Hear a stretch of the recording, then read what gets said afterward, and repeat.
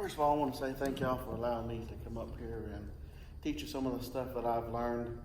As you know, we're taking classes in the ministry. We are knee deep, and a new class this week is the study of the Old Testament. You know, people, sometimes don't like going to the Old Testament because it's old. We want the new stuff. But sometimes we forget about the Old Testament. There is a whole lot of information that can be gleaned for that. Without the Old Testament, you really don't have a firm foundation for the New Testament. But I'm going to go through some of the lessons that we learned of this week.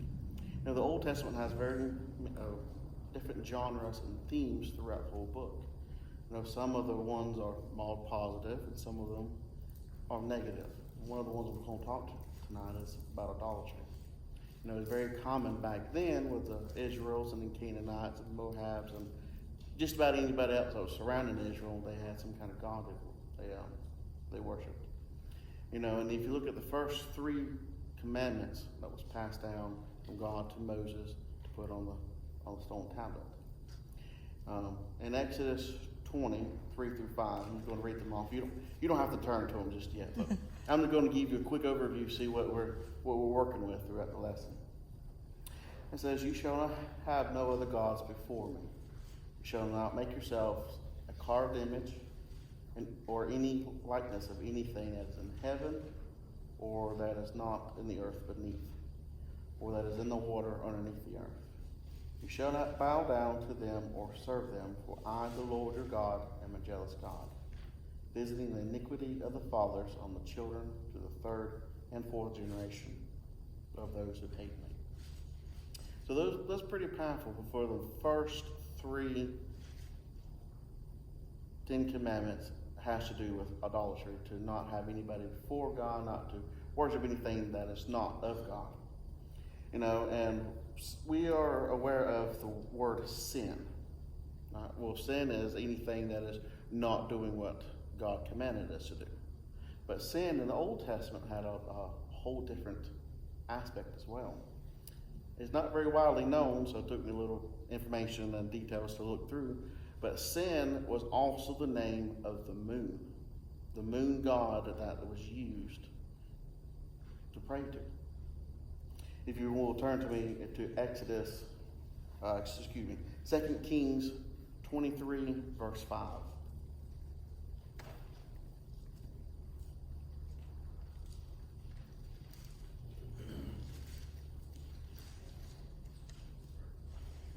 And as we're turning there, I'm going to make a connection with the old idols compared to the New Age idols, and how sometimes that without us being aware of the new idols of this day and age, that we are unknowingly sinning. 2 Kings 23:5 reads us this: "Then he did away with idolatrous priests. The kings of Judah had anointed to burn incense at the high places in the cities of Judah. In the areas surrounding Jerusalem, they had burned incense to Baal, to the sun, moon, constellations, and all the stars in the sky." So the moon that they're referring to there is the sin name. They believed that, like the sun, there was the supernatural being that controlled everything.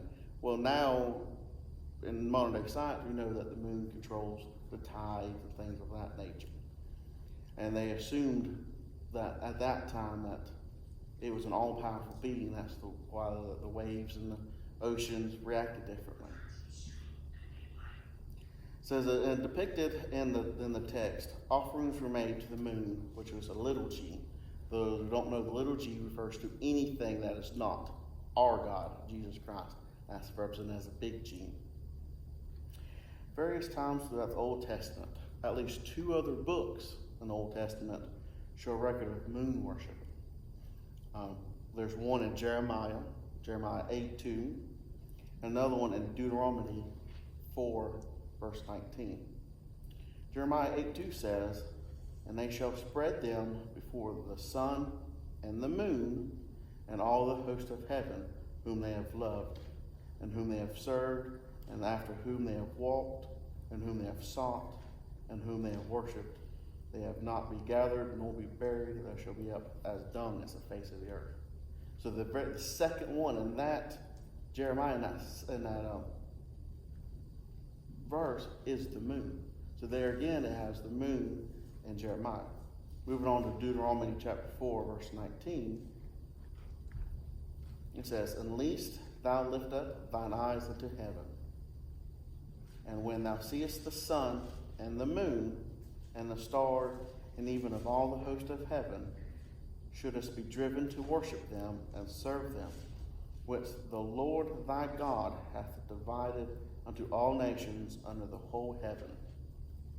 So even there, when in that verse in Deuteronomy 4:19, it has the heaven, the moon, but also it has the stars, which is everything that's under the heavens, which is, in the top three 10 Commandments. So even if they weren't worshiping to the moon, worship to the stars, which is under the heavens, which is a direct violation of what they were supposed to do. And then further on into Deuteronomy, it actually, God always is aware that what we have done, what we will do, and has a plan for everything. Well, to reiterate that, in Deuteronomy 17:3, it says that, "And has gone and served other gods and worshipped them, or the sun, or the moon, or any of the host of heaven, which I have forbidden." And that was the passage that was speaking out by God. At this time, he is laying out ground rules and laws on how to live, how to serve, and how to worship. Now, this scripture shows that God is fully aware of both sin, the causing of problems, and the sin of the moon god. And even though today we not technically worship the moon god anymore, we don't pray, we don't sacrifice to the moon, today's culture is persuaded by astrology. Well, astrology, is the study of the stars.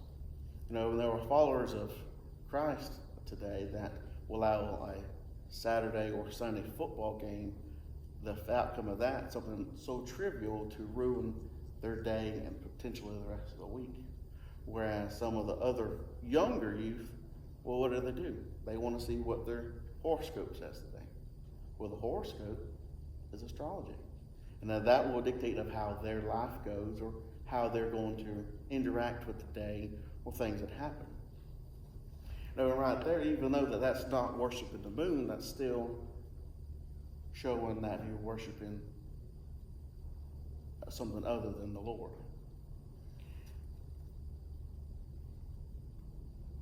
They use the astrology and their horoscopes to dictate the way they direct different things. And the only thing that should affect the way you act or the way you live or worship is Jesus and the Lord and God. Those are the only two that should affect how you live your life. Well, the next item I'm going to talk to about is something that's widely known. It's the golden calf. We all know that when Moses rescued and went through and helped rescue the Israelites out of Egypt, across the Red Sea, and they come to it's Mount Sinai, they come to. And at the base of the Mount Sinai, when Moses goes up to get the 10 Commandments, that's when the golden calf gets made. You turn to Exodus 32, and we'll read verses 1 through 6.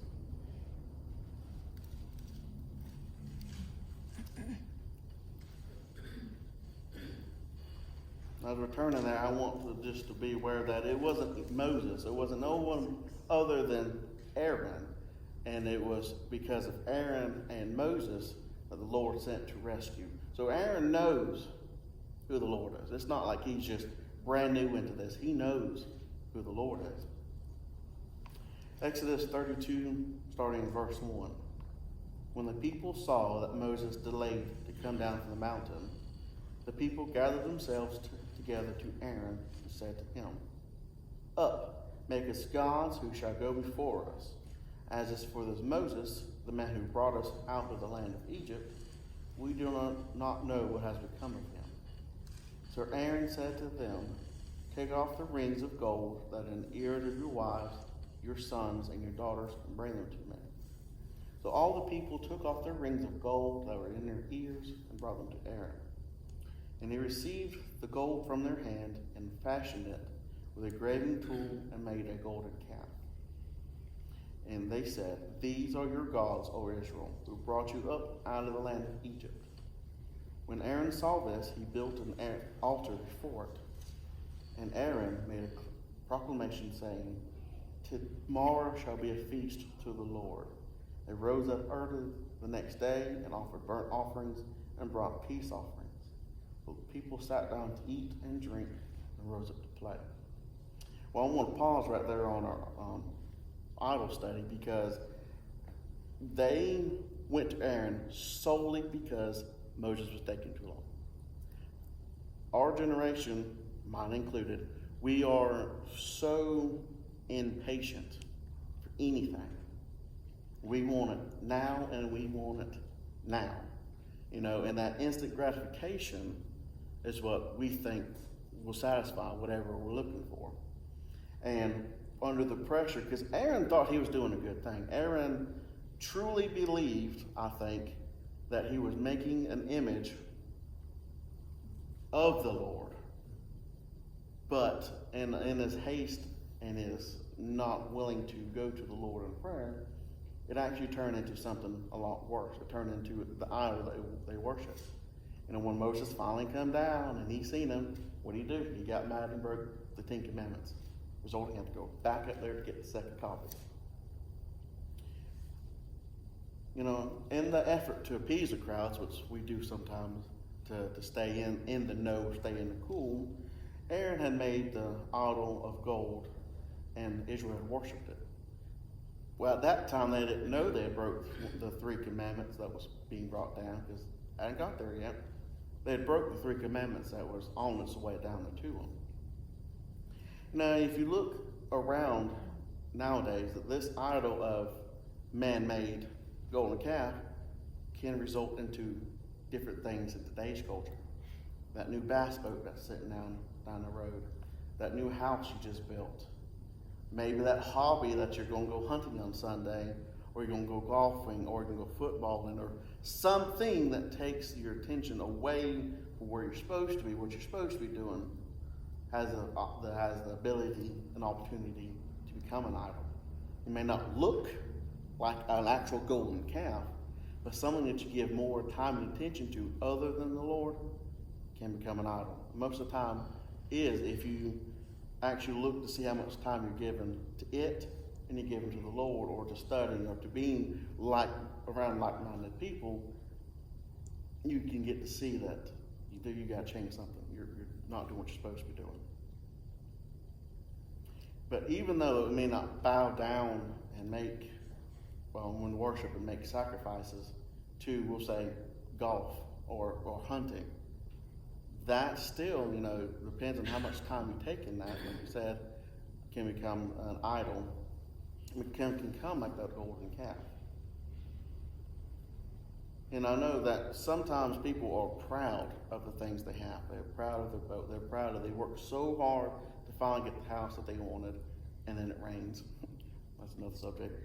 But they're proud to show off what they have. And that's a good thing. That's okay. But to the pride goeth before a fall. Vanity is also another word for pride. When you have too much of a good thing of pride, it turns into something bad.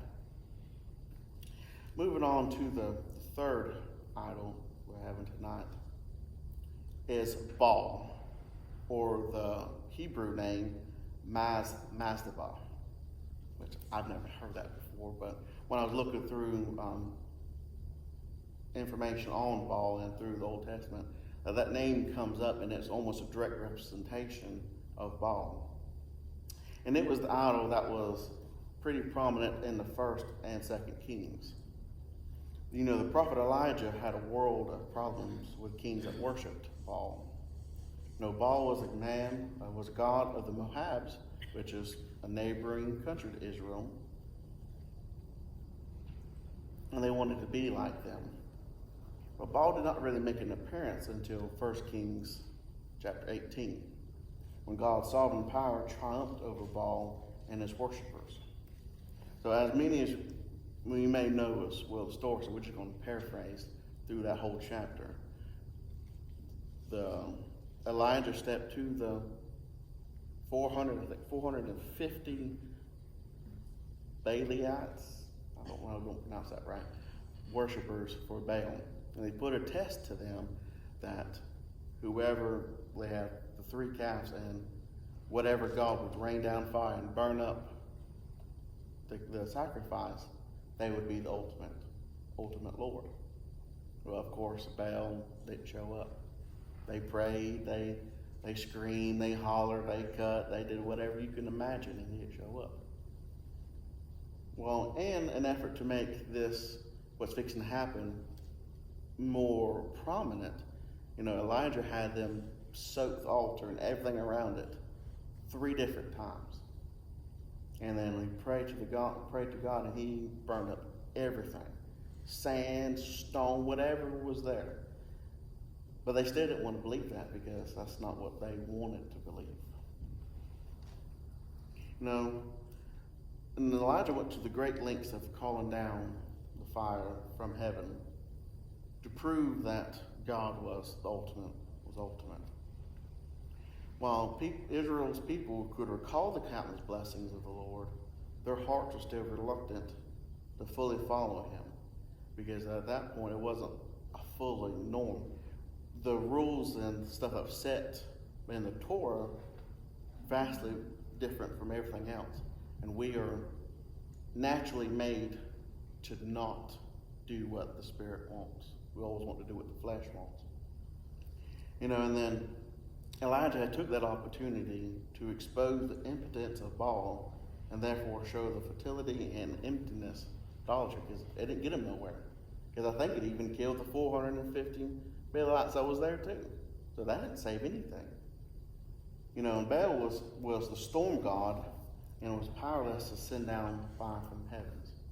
And then if you move on to more modern times, in the Romans or to the Greek, Zeus, therefore, I can't remember what the Roman god is, but he just transferred from one name to the other. So they weren't really worshiping anybody new, they were the same people. And God is the only one who knows everything. He controls everything, and he alone is God. And only him should be worshipped and be trusted. And then this next example needs to be examined very carefully. There are many different religions and beliefs in this world today that don't follow the Christian faith. And we know that the Bible reads that there's only one true way to get to heaven, and that's through the Son, Jesus Christ. We know that to be true. It's God's word. He wouldn't have put it in his book if it wasn't true. But some of these other religions think, well, enough good works will get you in. Doing good will get you in. And there are others believe that there are multiple gods, and some believe that there's no God at all. We're just here just to be here. I can't see how we're all put here just to have a good time. But they are all variations of the full truth. There are even different sections within Christianity that have different views. You've got Protestant, you've got Methodist, you've got other sections of the same faith that have different views. But does that make them wrong? If they are teaching that Jesus Christ is the only way to heaven, that God is the ultimate leader, and he's the ultimate creator, he is the All-Father, are they wrong? And moving on to the New Testament for a minute, in Mark chapter 9, verses 38 through 41, reads us this. John, who was being a disciple at this time, says to Jesus, "Teacher, we saw someone casting out demons in your name, and we tried to stop him because he was not following us." But Jesus said, "Do not stop him, for no one who does a mighty work in my name will soon be able to will not be able to speak evil of me. For the one who is not against us is for us. Truly I say to you, whoever gives you a cup of water to drink because you belong to the Christ will by no means lose his reward. So Jesus, the second right-hand command tells John that just because they're not teaching exactly like we are, that their guidelines are not exactly like ours, but if he's doing work in my name, I'm the only way through to heaven. God is ultimate. We don't need to stop because he's not against us. He's not attacking us. Just because he's not listening, he's not doing the same thing we are, he's not wrong.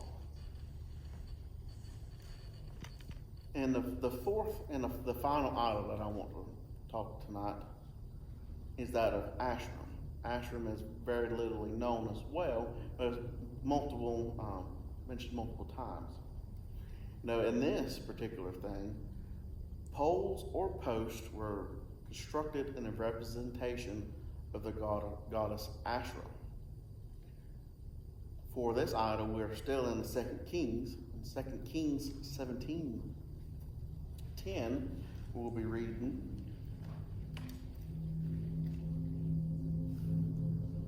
It says, 2 Kings 17:10 says, they set up for themselves pillars and Ashram on every high hill and under every green tree.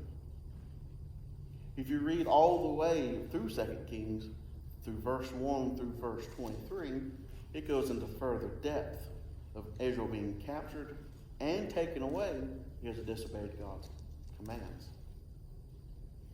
And I'm going to read a little bit of episode. I'm not going to read the whole 23 verses.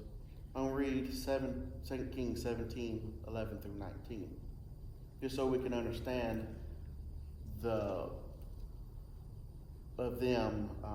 Israel worshiping this idol, and then God exacting punishment right then. 2 Kings 17:11 through 19 reads, and there they made offerings on all high places, as the nations did whom the Lord carried away before them. And they did wicked things, provoking the Lord to anger. And they served idols, of which the Lord had said to them, you shall not do this. Yet the Lord warned Israel and Judah by every prophet and every seer, saying, turn away from your evil ways and keep my commandments and my statutes in accordance with all the law that I've commanded your fathers, that I sent to you by my servant the prophets. But they would not listen. They were stubborn as the fathers had been, who did not believe in the Lord their God. They despised his statutes and his covenant that he made with the fathers and the warnings he had gave them. They went after false idols and became false.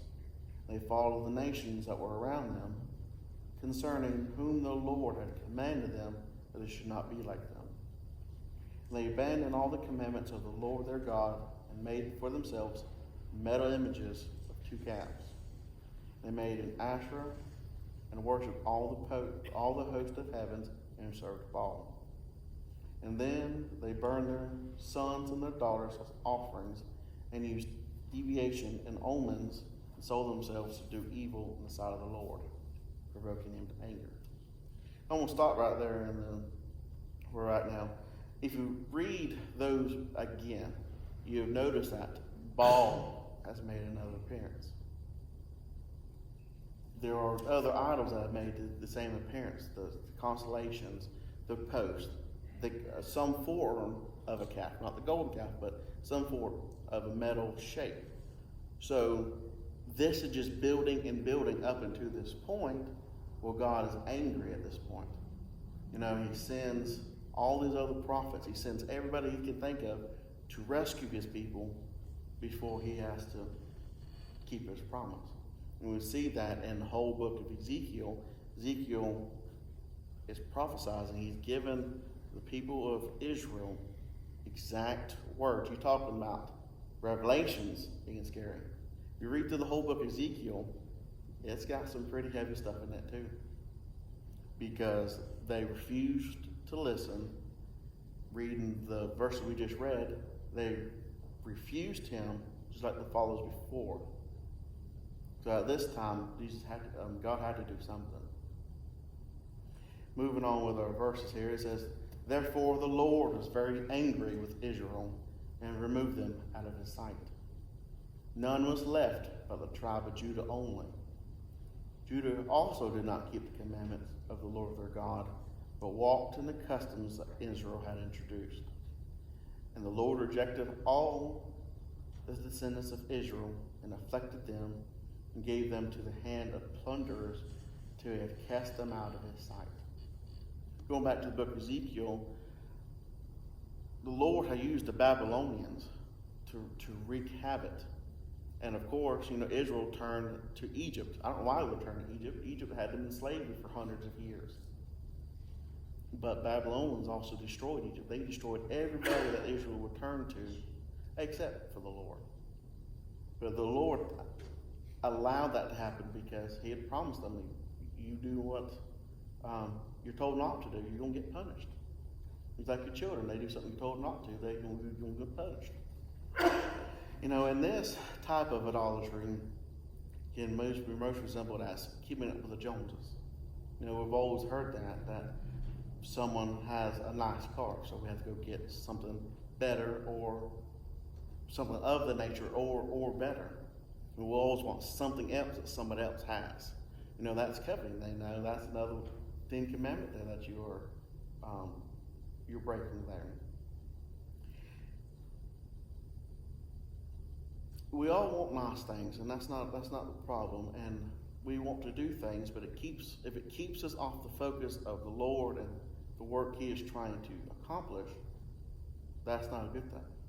It'll take the 2 Kings 17:15 when it says, "They went after false idols and became false, followed the nations that were around them." Israel wanted to be just like us today. We wanted to fit in. We want to be with the cool kids. And they were conformed to this world. They had followed Baal, who had the Moabs, that was the nearest neighbor. They were following Sin, the moon god. That was the Babylonians, one of the Babylonians' many gods that they followed. Asherah was the Canaanites.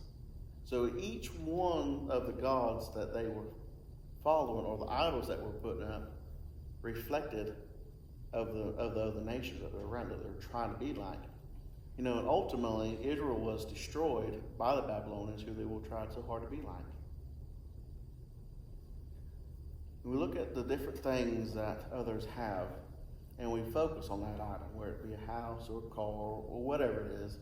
We may dream about it, and it may become all that we talk about. And that's the problem, because if we're focusing on this specific item, God's left over here saying, "Hey, I can give that to you, but you're focused on that. You're not focused on me. Why would I give you something that you want and that stuff that you need?"